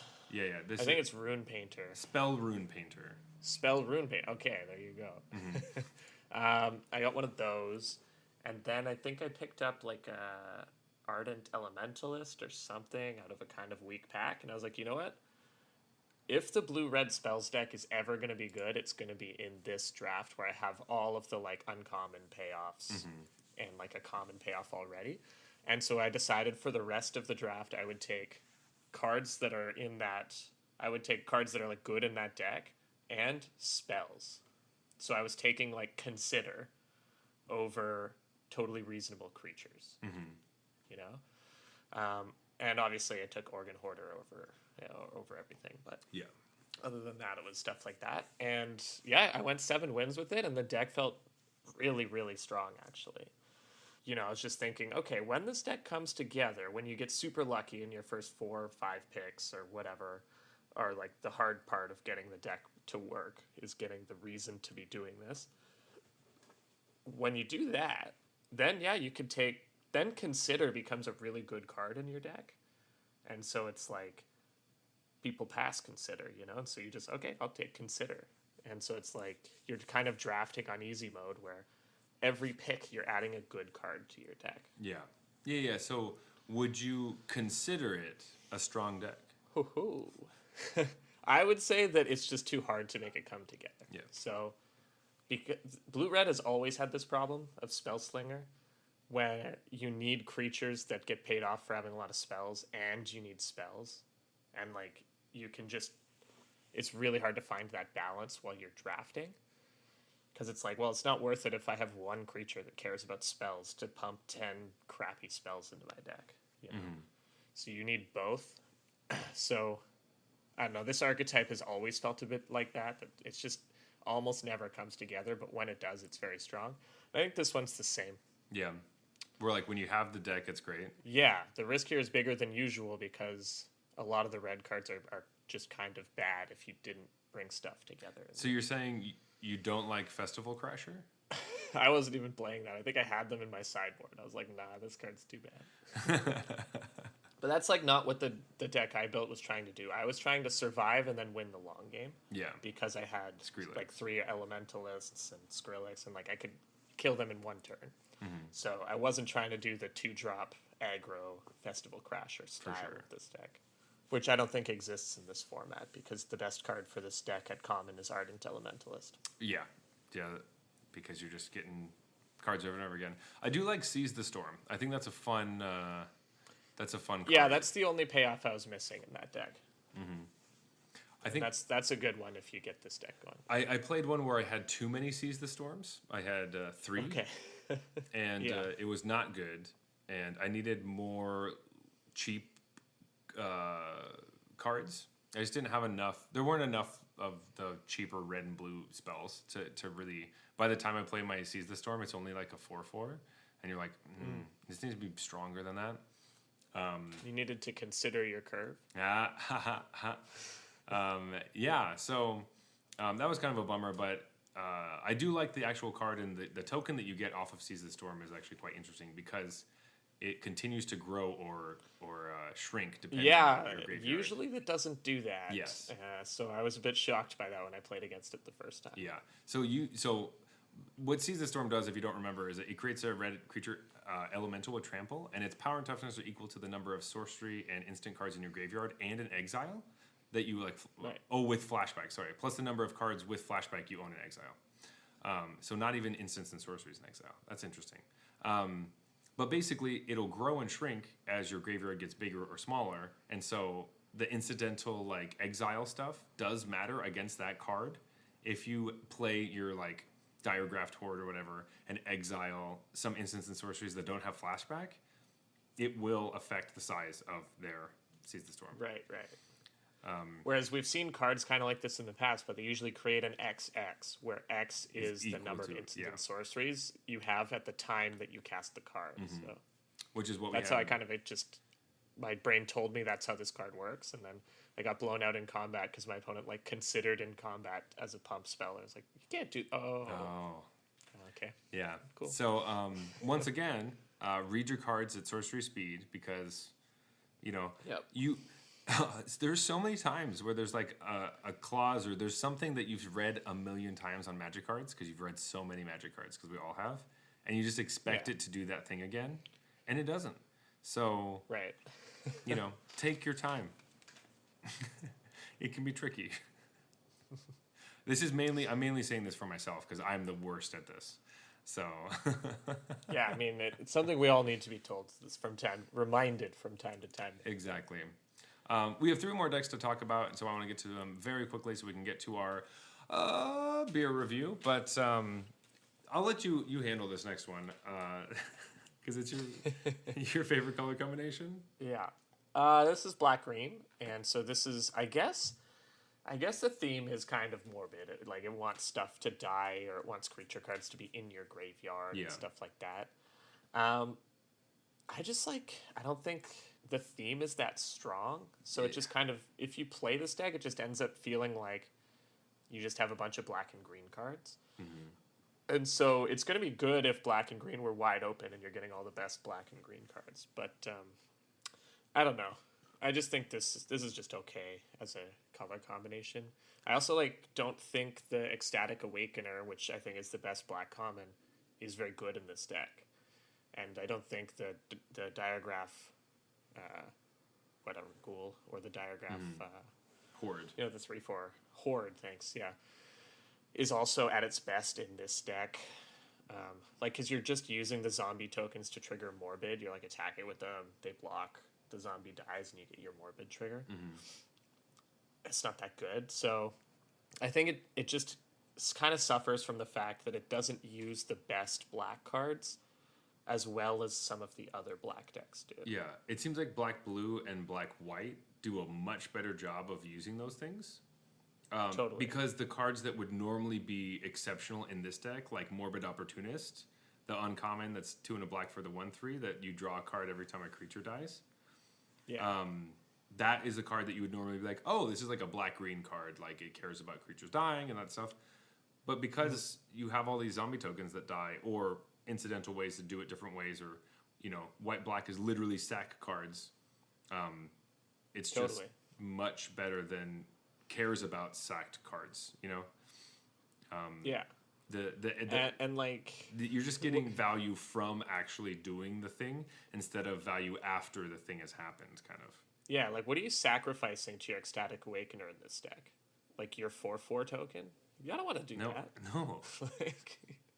Yeah, I don't know what else. The best is obviously the 1/2 that dies and draws you a card or whatever. But even that's I don't know. That's a lot of setup, and it's not as good as things the other colors are doing. Yeah, it just doesn't. It seems okay. Yeah. If you get good black and green cards, like don't think, oh, black green's bad, I shouldn't play it. Yeah, no, absolutely. It's definitely not that, but I agree. It's just kind of I never really think of it as an archetype I want to get into. It just kind of will happen when there are cards that are there. So yeah, this is probably like the exact middle archetype or something. You know, it's like the 5th, 6th best or whatever. Yep, definitely. So now your next favorite one. Yeah. Is it the red and white? I should have just ranked this one the worst out of pure spite. So it's the red and white deck that made Jeff never draft red again. Yeah. I don't really know what to call this. It's kind of like humans aggro, but also it cares about night and day switching often. Right. Yeah. Which is also an interesting idea. Because, like, of course we have this night-day archetype, and the werewolves want it to be night all the time, essentially, except for they die from Olivia. But besides that, these white and red cards want it to switch constantly. So Sunrise Cavalier is the one I was talking about earlier. That is the signpost uncommon where you get the +1/+1 counters on creatures whenever it switches, which I do still like, but I probably shouldn't. It's just hard. Because I think that these are some of the strongest signpost uncommons. You have like Sunrise Cavalier. Yeah, I mean that one is a strong card, right? I just don't like this deck. Yeah. So then if I'm in red white, I'm taking that for sure, and it's going to make my deck. I'm going to be excited because it'll be one of the better cards in my deck. I just don't really want to be red white. You don't want to have all the other cards around it. That doesn't make sense. Right. Yeah, I get it. I know. It's just Sacred Fire also just seems so good. That one is good. I don't know, like that's. It's just like a good card. It's just hard because you like have some white cards and you see that card, you're like, I should play red white, and then you start doing it, and then you play your games and you're like, damn it. Like I could see if your deck was mostly white, you got a lot of the strong white cards, like a lot of the silversmiths and just a good curve, and you're just splashing some of the red. Okay, I'll throw some Sacred Fires in and some Cavaliers. I could see that deck being successful, but that's not what I aspire to, and that's like the best possible version of this deck that I can think of. Yeah. It's like white was absolutely wide open, but it's hard to go mono white, obviously, so you supplement it with red. Sure. Yeah. Yeah. I think I've played this deck. That should be your experiment. Don't draft red white for 5 drafts in a row. Okay. Just avoid red white. That is a good idea. Like, I don't draft enough where I can do experiments like that because right now I'm in the middle of like moving, so it's hard to do that. Yeah, that's why I started drafting on my phone because I can like pack up stuff. I don't have to worry about it. But that is good. Like, hey, maybe this time don't jump right into the. It's the same thing we've been saying the whole time. Like, I'm not going to get into white because of Candle Trap anymore. Like, that's not a reason to get into white, Just give the following a try. When your next draft, when you see a 4th pick, Moonrager's Slash, don't take it. Don't take it. Let somebody else fall in that hole. And then keep going with your life. So, this last one, I just want to get these through. This is my least favorite color combination, so I'm barely interested in this. Yeah, I've never played this one. I've only played against it. Yeah. I don't think I might have played against it. Even that hasn't been frequent. Yeah, I feel like I've played against it, and they've just kind of given up. I haven't really remembered anything that happened. But this is a green-blue. It's like flashback shenanigans, kind of, where like a lot of their stuff is like classic green-blue, just value things.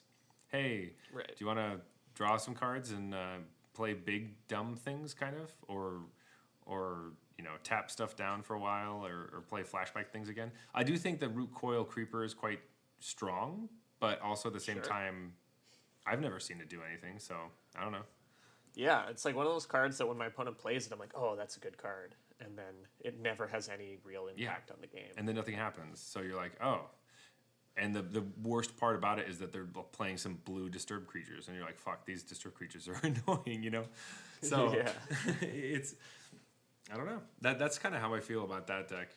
But I also have I don't have a lot to say here, but I don't think this archetype's particularly strong. No. It's probably lower mid-pack. Yeah, of the blue and green cards, I guess green has two good flashback cards, which is the Shadow Beast sighting and then the Ant one. Yep. So yeah, those are great. And then if you can play them twice and then get them back from the exile and play them again, awesome. Yeah, that sounds really strong. Great. But and also so many 3/3s. I mean, 4/4s. Great 3/3s and 4/4s. It does seem strong, and you just get a bunch of stuff, but it doesn't seem fun really. I don't know. That's how I already have this preconceived notion that I don't like green blue very much, so I'm just like meh about it. It's my own problem. It's my own issue. I should get over it, but it is very. There's a reason why I always put it last on a list of archetypes because I always forget about it till the end. Right. Well, what's the other one? Oh yeah, it's that one. Right. Green and blue. Yeah. So yeah. Anyway, that's what I have to say about those things. And I guess that's our archetype breakdown. Yeah. We said the good ones, we said the bad ones, we said the ones we didn't know anything about, and then we just totally got drunk and then said some more stuff. That, That's how we do it. That's how we do it. We do it around here. If you're not used to the arena regulars, this is what we do. Though through all of this, I do think I want to keep drafting for sure. Like I'm definitely not even close to done. Yeah, that's maybe a good place to sort of end our limited discussion on is do we actually like the format? And I do really like it. It's weird. It's really strange compared to a lot of formats we've played recently, but I like it. I dig it. I like that difference. Yeah, I think it's so weird. Like it doesn't have. So through the last year, our formats have been like AFR, which is like basically a core set where one of the colors is unplayable essentially.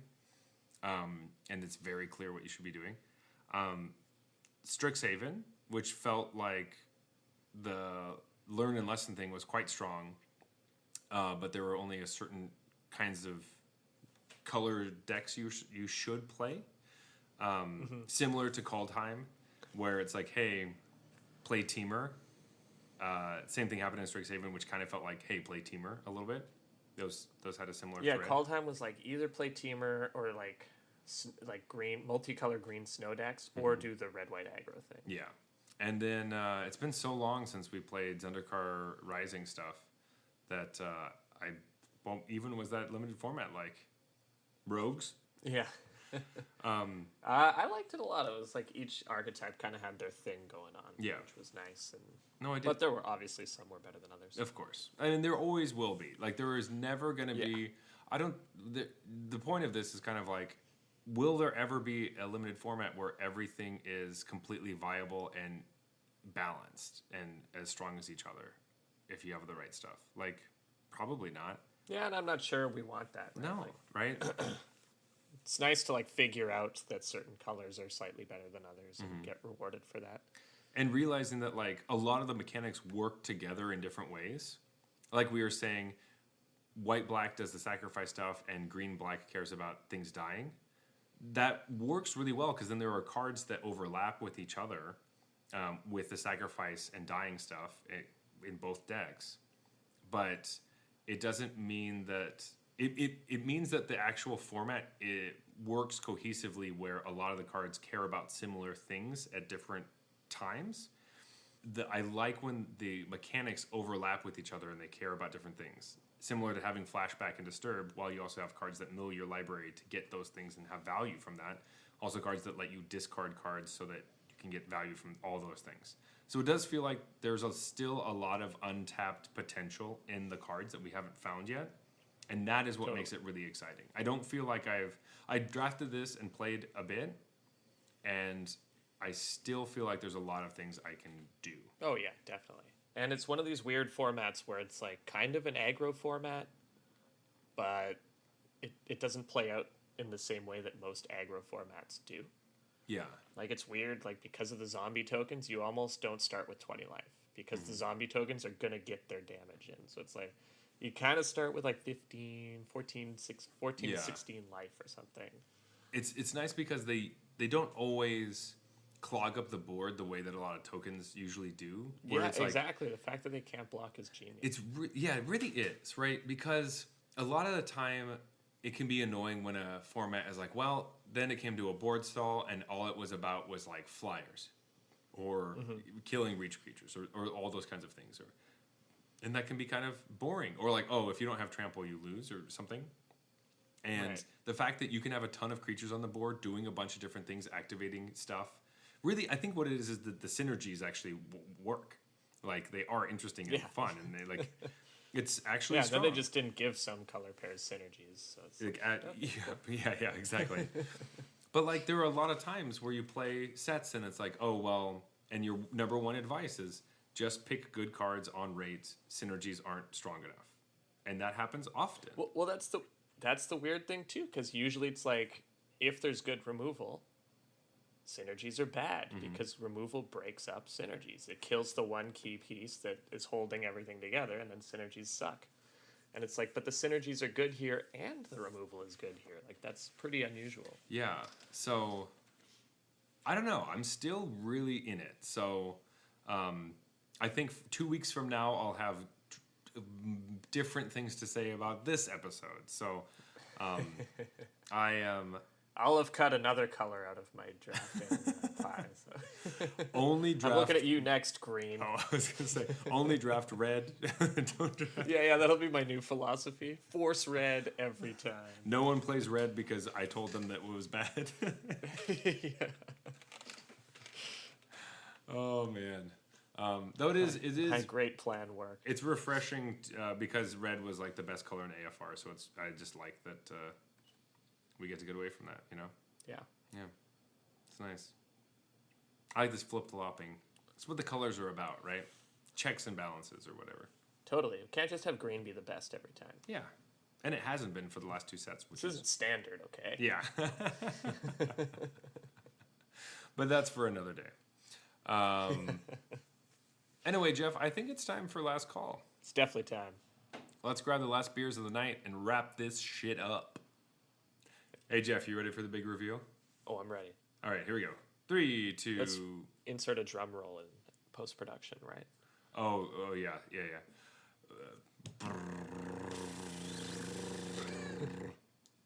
Papa!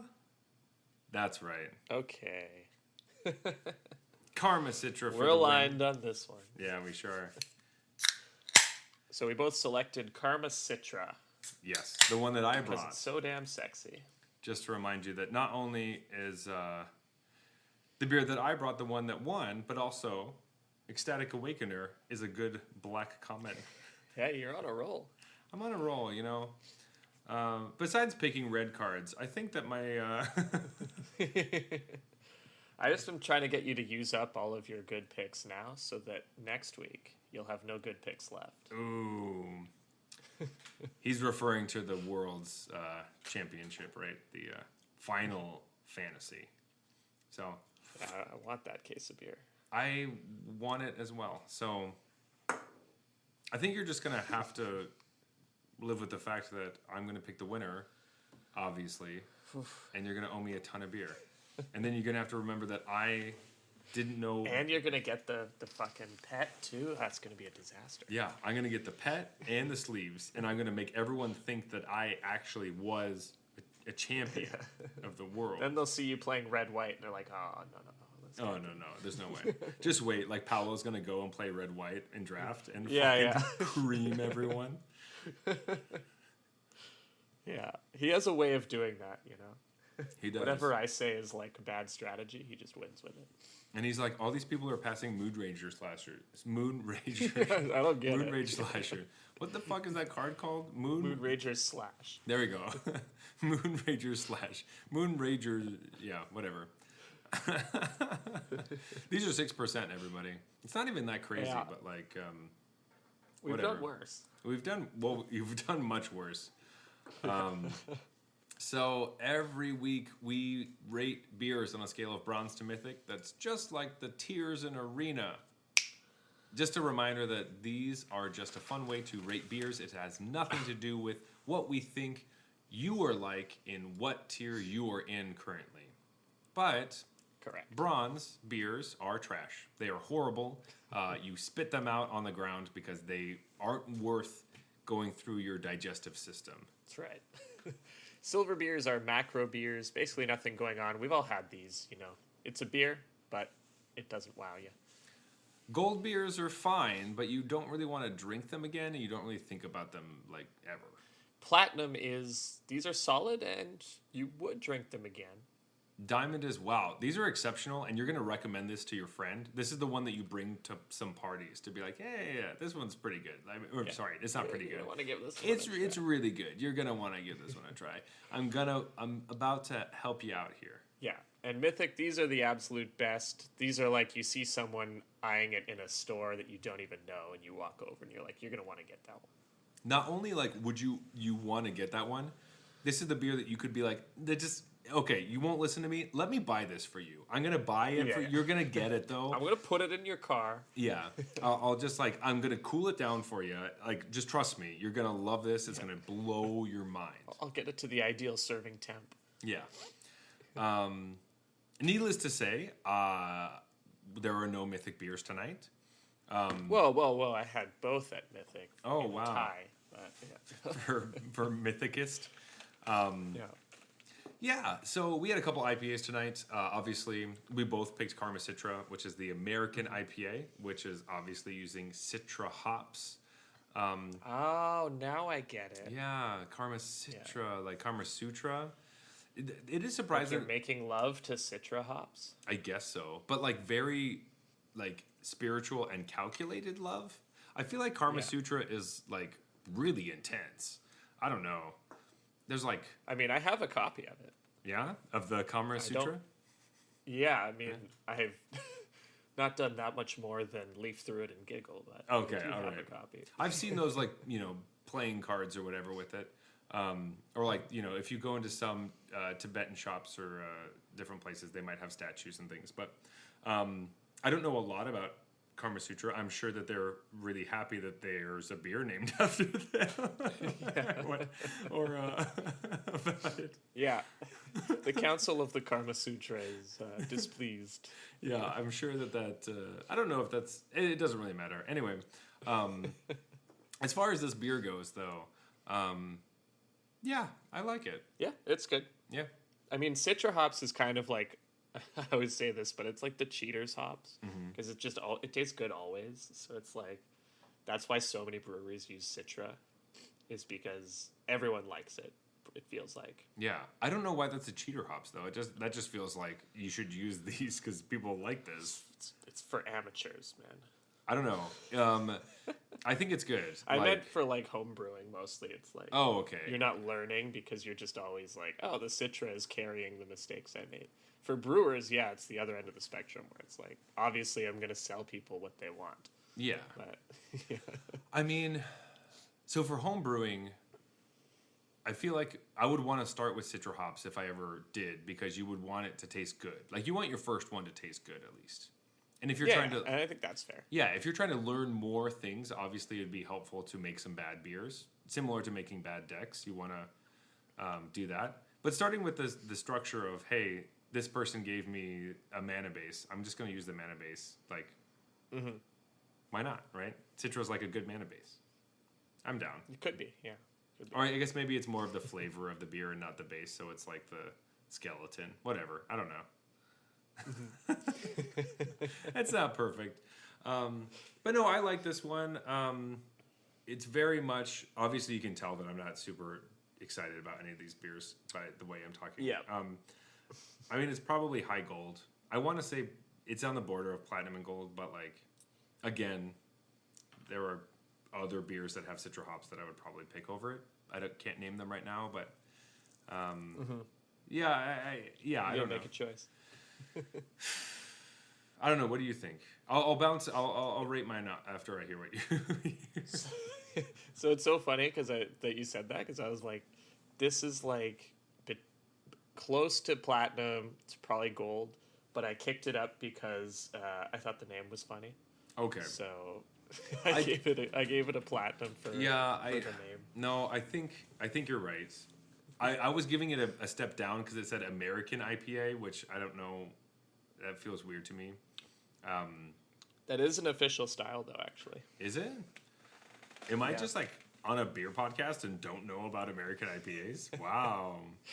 Weird. It just means like it just means hoppy. It means like it's hop forward. Yeah, but isn't that what an IPA is? Like just hop forward. Yeah, but it's like because I know like West Coast like, and East Coast are different, obviously. But I do think that what is it? Citra is like from the West, right? Where is it like grown? Oh, I don't know. I think it was adopted quickly from the West and then finally creeped over to the East.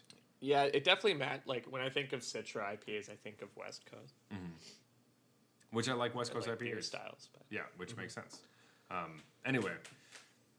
It is funny that I think like American IPA competes with New England IPAs. You're just like, but New England is in America. Exactly. That's my thing with the American IPA thing. I was like, maybe because it's like a Canadian. I don't see an American.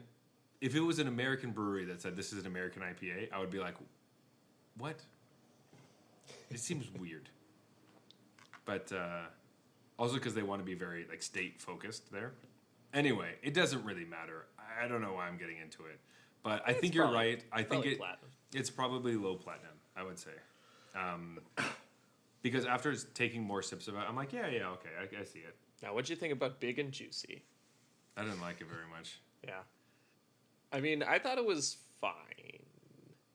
I'm a bit of a snob when it comes to these East Coast IPAs because I've had some really, really good ones.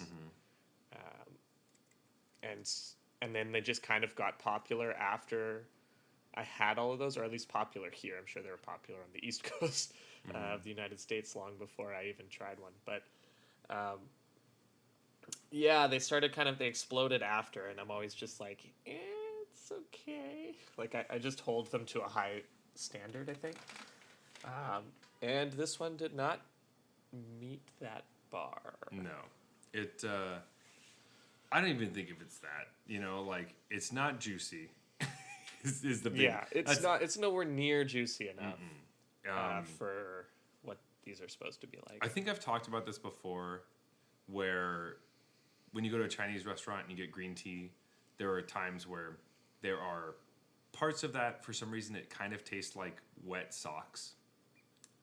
Okay. Have I said that on the show before? I feel like I have. But this gave me the wet sock taste, Where like, and I know it's something that happens in beer, and I don't know what it is in it, but I could taste, the first sip was like, oh yeah, this is like that. This is not my favorite. Is that like a gene thing? You know how some people have cilantro and it tastes like soap? I think it tastes like feet to them or something, or soap. I don't know. I don't think so. Maybe.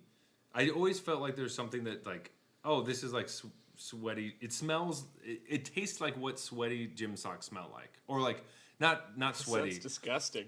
No, sorry. It's not sweaty. It's like when you are like you get caught in the rain or whatever, and your socks are wet from the rain stuff, not from sweat. It's not much better. It isn't. I'm just saying it is different. It's not. It doesn't taste like sweaty socks. It tastes like wet socks. Okay. But specifically, but not wet from someone perspiring. Yes, wet from the rain, or I don't know, a pool or something. I don't know. Maybe not a pool because it doesn't have chlorine. But anyway, I didn't care for it. We'll have to do a blind wet sock smell test to see if you know what you're talking about. So you give me beer that tastes like wet socks, and you give me water that was dipped with socks or something. And I'll do pool wet socks. I'll do rain wet socks. Yeah. I'll do sweaty wet socks. Wow, that's really impressive. Wow, that's crazy. I'm excited to set this up for you.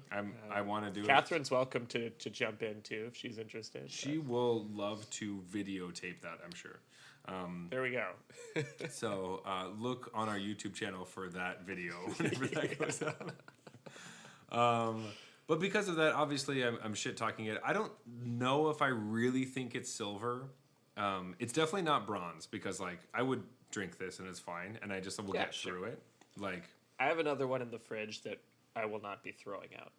Yeah, I'm not going to throw out the other one in the fridge. I will drink it, but that's because the only thing I can drink in the fridge right now is that beer. If I had anything else to drink, I would drink it first. And so I think that means... I just don't know if it matches our definition of silver, because I wouldn't say it has nothing going on. It's got that juicy wet sock. So it really, but then it seems like it's pushing down into bronze. I don't think it's bronze, but I don't know if it's gold because I don't think it's fine. I was just gonna put it in gold, but I'm probably gonna say silver. I'm gonna say silver because I don't think it's fine. I think it's not good. You know what I mean? Like, sorry, what is this? New Ontario? Yeah, God. all right. New Ontario, big and juicy gets a gold from me and a wet silver from Zach. A sweaty wet silver. Oh, sorry, big and juicy. You're like, I mean, it does make sense. The bear is like running a marathon or something. So like, it does taste like you ran a marathon in the rain, and then drank your sock fluid, whatever. Sock fluid. I've never said that before. Anyway, fuck. This beer review has been way too long. I think maybe nobody's said that before. Probably not. Yeah. Why? Except maybe one of those random word generators. Oh, it's like those card generators, like that just they've read a bunch of magic cards and try to invent a magic card and they don't make any sense. Yeah. Those are fun. Tap to add sock fluid. Oh, sock fluid. Yuck. Oh, man. Anyway, as you all know, it's closing time.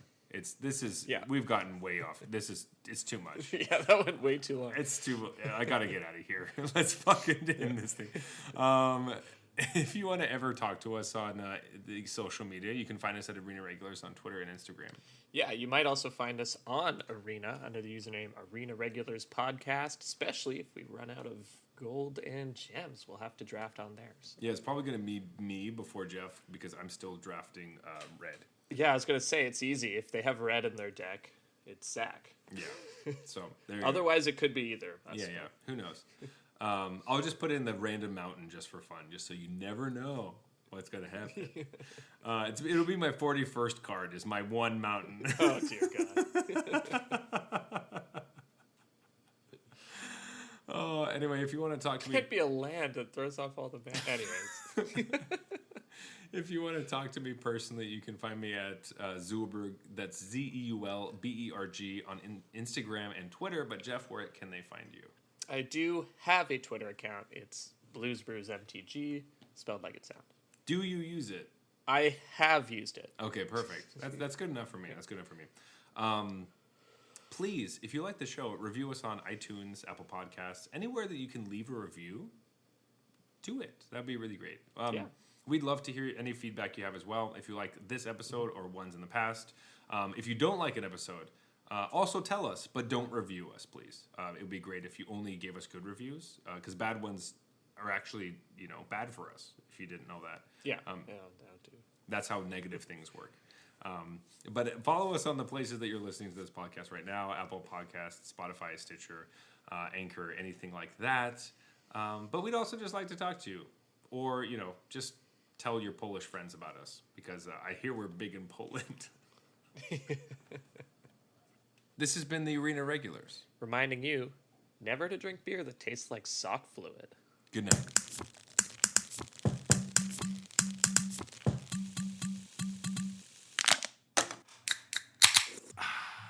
All right, that's fine.